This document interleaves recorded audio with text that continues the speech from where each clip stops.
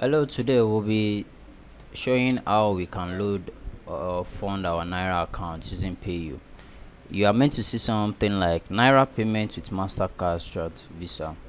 You can either, when you click on add money now, it will ask you for card. But when you click on this option, it will tell you to load into it. So when you click a particular amount, let's say this is 3,000 now. When I click on it, I decide to make payments.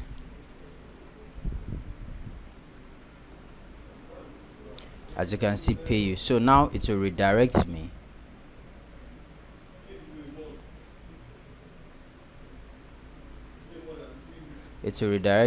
I'll choose the card. I'll click on that card option. I'll enter the card details and I'll click on this. Then they will do some authentication, and that's how I'll go about it. So that's how to load your account with a Naira card, which I always encourage, because you tend to have issue of bank, your card is not valid after Facebook deducts it continuously like that, and it makes it very very frustrating for you.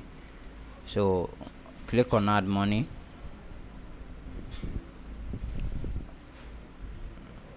Don't enter your card details. Click on this and click on continue to carry out the process. Thank you very much.